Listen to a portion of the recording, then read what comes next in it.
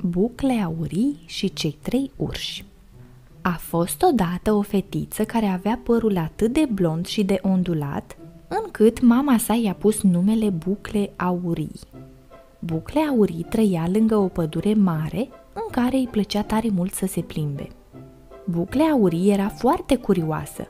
Voia să învețe totul, să știe tot.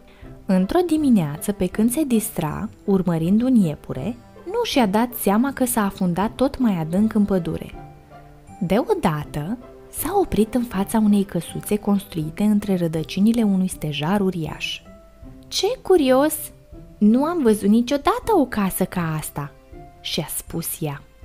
"Mi-ar plăcea să știu cine locuiește în ea. Hai să vedem!" Bucle aurii a apăsat pe clanță și ușa s-a deschis.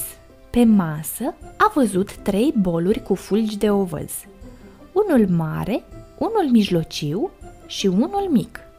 "Și mie îmi plac fulgii de ovăz," și-a spus fetița. Fără să stea pe gânduri, a gustat ovăzul din bolul mare. "Uf, este prea sărat!" a exclamat ea. În vasul mijlociu, ovăzul i s-a părut prea dulce, dar în vasul cel mic, ovăzul era perfect. Cât ai zice pește, Bucle aurii a golit tot castronelul. Apoi a intrat în sufragerie. Acolo a găsit 3 fotolii. Cel mare era într-adevăr prea înalt pentru ea, cel mijlociu îi se părea prea tare, așa că s-a îndreptat spre fotoliul cel mic. "Parcă ar fi făcut pentru mine! Ce drăguț arată, sculptat cu ursuleți!" Fata s-a trântit în fotoliu.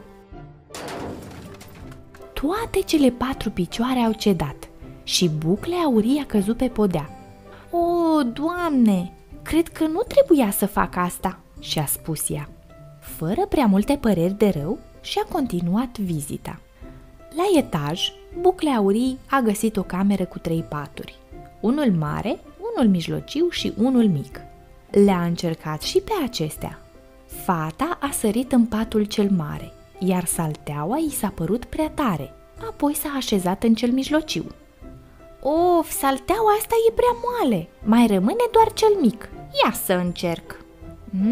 Ce bine e împătuțul ăsta comod, cred că o să trag un pui de somn." Bucle aurii nu-și făcea nicio grijă pentru ce i s-ar fi putut întâmpla. Și-a pus capul pe pernă, a închis ochii și a căzut într-un somn adânc. Câteva ore mai târziu, cei 3 urși care locuiau acolo s-au întors. "Ce se întâmplă aici? Doar am închis bine ușa," a mormăit tatăl urs. "Oh, mami, uite, cineva mi-a mâncat tot bolul de ovăz!" s-a plâns puiul de urs. "Dumnezeule, ce mizerie e aici!" a zis mama urs, suflecându-și mânecile.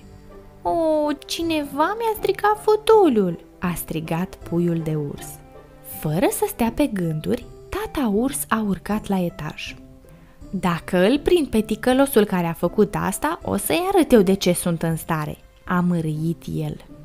Un sfărăit abia auzit venea dinspre patul cel mic. Tatăl urs era pregătit, dar când a ridicat cearșaful, a izbucnit în râs. Mami, vino să vezi, e o fetiță cu bucle aurii." "Această fetiță a făcut atâta dezordine?" Bucle aurii a tresărit când i-a văzut pe urși și a strâns cu putere perna la piept. Era foarte speriată. Apoi, Bucle aurii s-a ridicat din pat, a zbugit-o pe scări și s-a făcut nevăzută în noapte. "Să mai vii pe la noi, micuțo, nu-ți fie frică, să mai vii!" a strigat tatăl urs. Dar degeaba o striga, căci Bucle aurii era acum departe. Fata i-a povestit mamei pățania. "Asta se întâmplă cu cei care își bagă nasul unde nu le fierbe oala," i-a spus mama. "Mâine să te duci să-ți ceri scuze bietei familii de urși." Bucle aurii a fost imediat iertată de către cei 3 urși, iar puiul de urs a devenit cel mai bun prieten al ei. Fetița l-a învățat să recunoască animalele pădurii și l-a sfătuit să nu fie prea curios.